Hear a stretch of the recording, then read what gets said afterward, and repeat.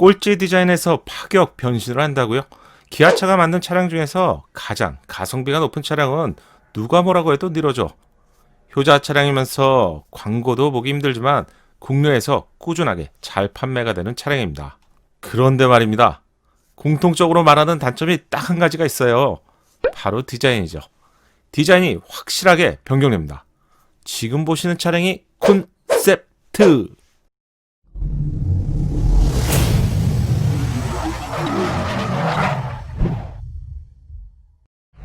안녕하세요. 정확한 신차 정보를 알려드리는 연목구름입니다. 기아차의 수분 공신이라고 할 수 있는 기아차의 리로가 드디어 풀체인지를 앞두고 있습니다. 국민차를 대표하는 리로는 만족도가 높은 차량이지만 딱 한 가지 단점을 가지고 있었죠. 디자인. 개성이 떨어진다. 즉 디자인에 대한 아쉬움을 제외한다면 실제 가까운 주행을 포함한 대부분이 만족하는 차량이 리로가 아닐까요? 그래서 더욱 디자인에 대한 변화가 필요한 상태죠. 예정대로라면 앞으로 6개월 정도 뒤에는 2세대로 풀체인지된 리로를 국내 도로에서 만날 수 있을 것 같습니다. 최근에 포착된 위장막 차량부터 한번 보시죠.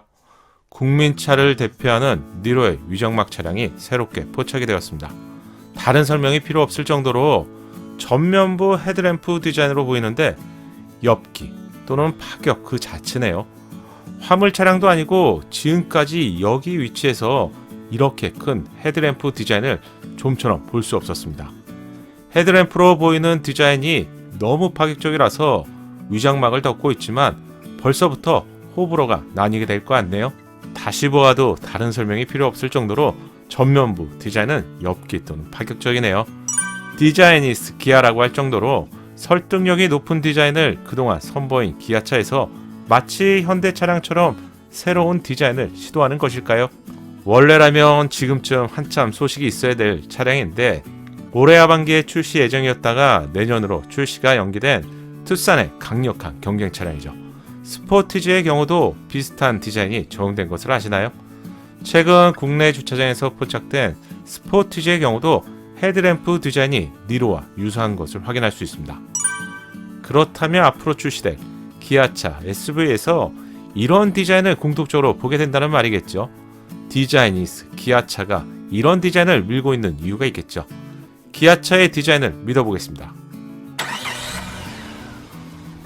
위장막 차량을 통해서 감을 잡기 힘들 것 같아서 이럴 때에는 좋은 예가 있죠. 니로의 콘셉트카를 살펴보겠습니다. 콘셉트카 설명을 들어보시면 2세대 니로의 디자인이 어떻게 출시가 될지 감이 팍팍 오실 것 같아요. 신차가 출시가 되기 전에 글로벌 모터쇼를 통해서 콘셉트카가 먼저 공개가 되죠. 그리고 이후에 테스트 차량이 위장막 차량을 도로에서 만날 수 있게 되고요. 또 시간이 흐르면 양산차로 신차를 만날 수 있게 됩니다. 1세대 니로의 콘셉트카는 이렇게 생겼었죠. 그리고 이후 착해 보이는 눈매를 포함해서 실제 차량과 비슷한 디자인으로 출시가 되었습니다.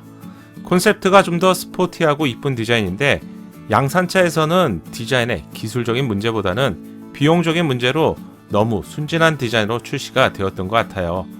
사실 리로는 디자인을 빼고는 깔래야 깔 수가 없는 차량이죠. 2세대 콘셉트카를 보시면 방금 보신 위장막 차량의 속살이 상상이 되실 것 같은데요. 코로나가 발생되기 전까지만 해도 글로벌에서 다양한 모터쇼가 진행이 되었었죠. 새롭게 출시될 콘셉트카를 볼 수 있어서 저는 너무 좋았는데요. 이제는 그립기까지 하네요. 작년에 개최된 뉴욕 모터쇼에서요. 하바 니로 콘셉트카 디자인이 선보였습니다. 다소 미래적인 디자인이라서 저는 당시에 이 레드 컬러의 실내와 버터플라이 도어를 보면서 공개가 되었을 때 이 차량이 내년에 출시될 니로의 디자인 콘셉트라는 것을 바로 이해하기는 힘들었습니다. 한 3세대 정도가 되지 않을까? 이렇게 예상했는데 스파이샷과 비교해보니 이 차량이 내년에 출시될 니로의 콘셉트 차량이었네요. 비교해봐야죠. 위장막 차량과 동시에 비교해보겠습니다. 완전하게 촘촘히 가려져 있다 보니 이 상태에서 디자인을 알아본다는 것은 아마도 기아차의 전담 담당자가 아니라면 상상하기 힘들 것 같은데 콘셉트와 비교해보니 어느 정도 유추가 가능해졌네요. 헤드램프를 중심으로 천천히 한번 비교해보시고요. 그래. 감을 잡을 수 있겠죠?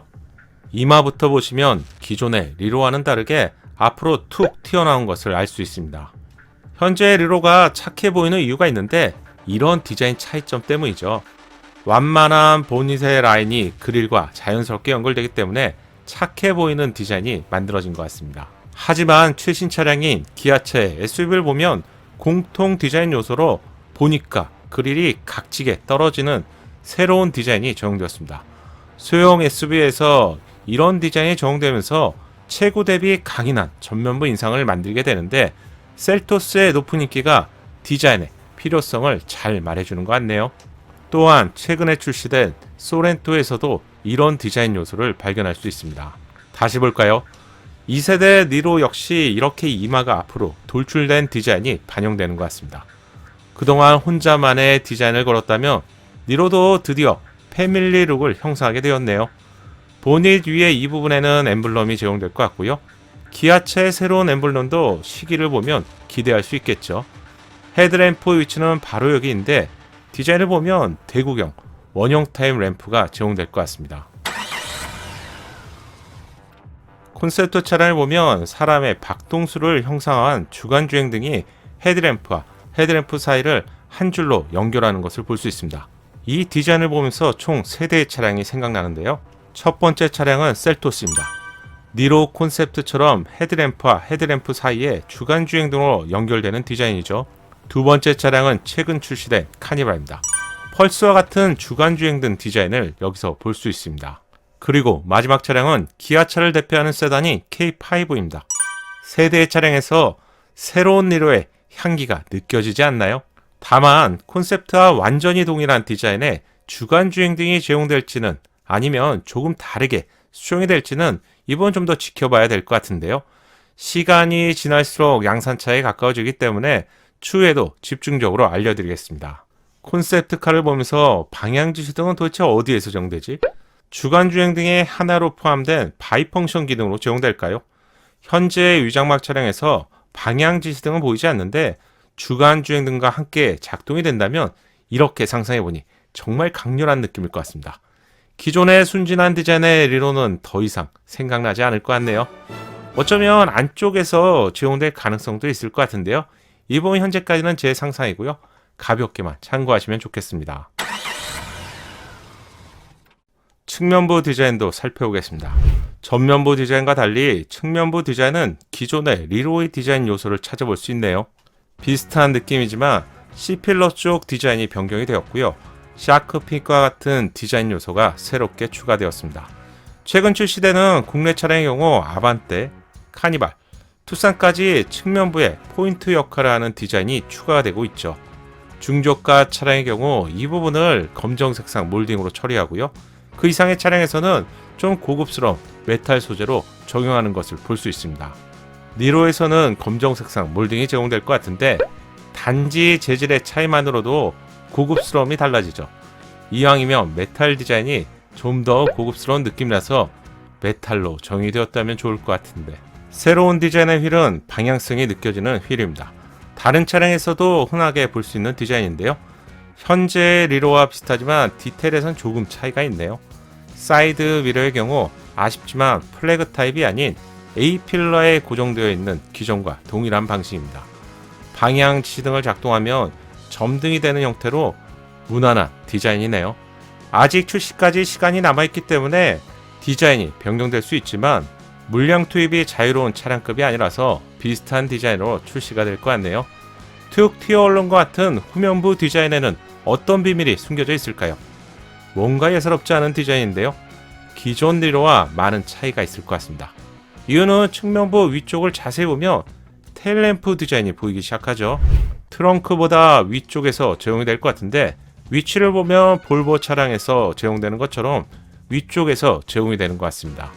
여기에 구멍을 보고 처음에는 이게 뭐지? 그래서 콘셉트카를 함께 보니 충분히 이해가 되네요. 대략 이런 디자인의 맥락으로 디자인이 적용되는 것 같습니다. 신선한 느낌으로 기존 리로가 너무 착하기만 했던 소년 같은 느낌이었다면 새로운 리로는 좀 더 개성 있는 모습으로 변신하는 것 같아서 개인적으로 박수를 보내고 싶네요. 다만 방향지시 등은 어디서 제공될까요?